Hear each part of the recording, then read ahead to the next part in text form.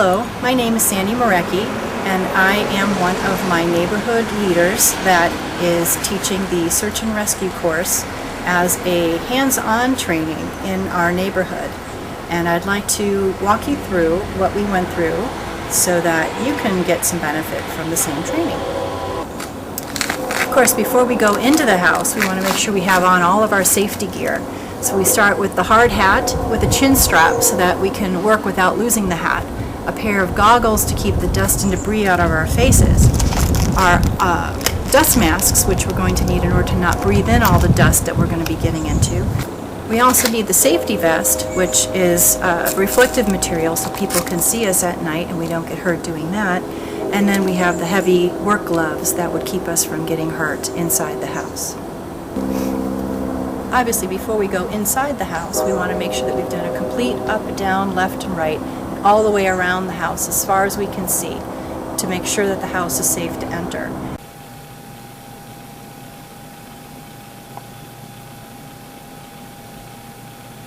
We only enter if it's light or moderate damage. We do not enter if it's severe damage. And even moderate damage, you're going to have to make the assessment as to whether or not it's safe to go in based upon your experience level. So we will assume that we've already done this, that the house appears to be in the light to moderate range. Our team has discussed it and we've decided to go in and try to do the search.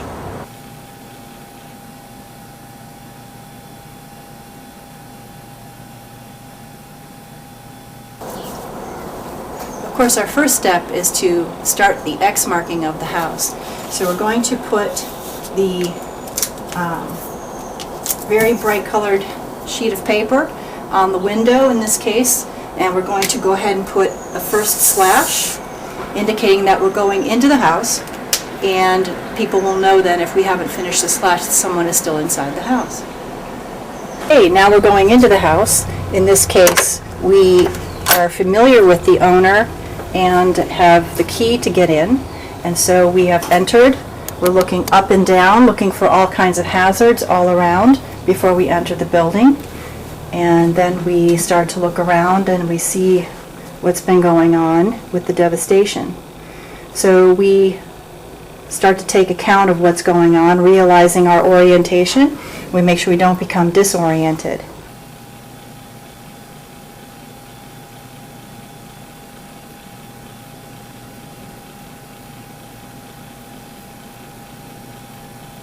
So this is relatively light damage so far. There's a lot of disarray, but otherwise nothing too serious as we continue to look around. We're using the left-handed rule, so our left hand is on the wall, essentially, and we're going to do that all the way around so we progress from A to B to C to D.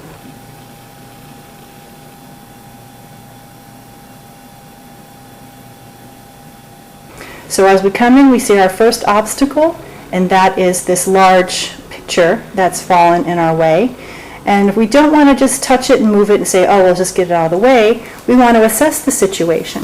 So we look underneath, make sure that there's nothing attached to it, no power lines or anything like that.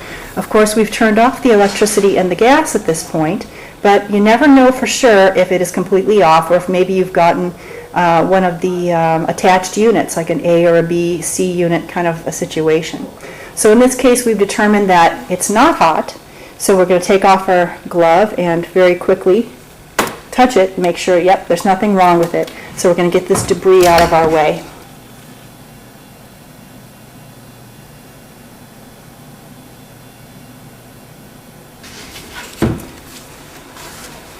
Next, we see that we have come to a door, so we're on the left-hand side here, and we're going to again take off our glove just so we can touch the door very lightly to see if it's hot, and it's not.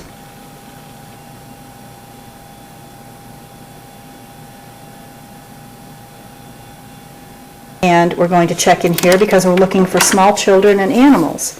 And in this case, we've checked and we don't see any, so we continue on. We continue to look for hazards. In this case, we don't really see anything except a bunch of debris. So we continue now with our left hand on the wall. And again, there's some objects in our way. We double check that they are not connected to any power or any other danger. put our glove back on, and we move these objects out of our way.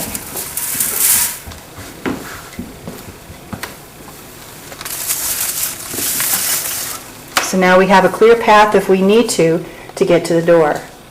Now our next object appears to be a chair on wheels, but we don't want to just move it out of the way. It looks, pretty harmless. It's just wooden fabric. But if we do a closer analysis, we'll see that there's some sort of a cable, power cord perhaps, that's become wrapped around the legs. We're not quite sure what's going on with that. So we need to double check, in which case we talk about it as a team. We try to see where that power cord is coming from. We're looking around, and we can't really tell where it's from. So it could be possibly charged, although we can tell that it is a cable TV type cable, and so there's a low probability that it has any electricity on it. In this case, though, I'm going to use the shoe method. I was going to quickly kick it out of the way, and nothing happened, so it should be fine. Now again, we have a clear path. Left-handed rule. We're now turning the corner, and we find a closed door. So same thing as before, take off the glove, the back of the hand to see if the door is hot, and it's not, and so it's fine, and we push on in. This appears to be a bedroom, and right now we don't see anything of huge danger in here.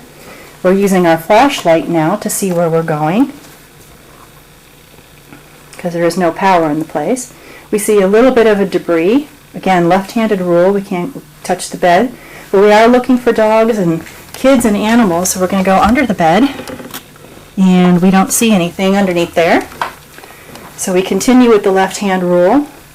These are all too small for any people, but here's a closet door, and we look in here. Oh, and there's a little space, and let's say that there's a dog or cat or small child inside. So we've just had our first rescue. We get this person clear of the house.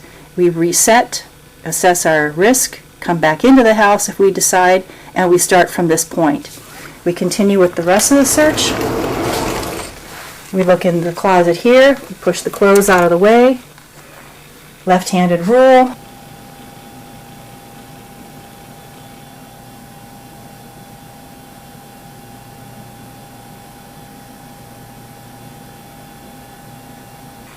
Left-handed rule, looking again.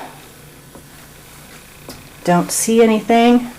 These are too small for pets or children. And we're out of this area. Left-handed rule again, we're still turning left.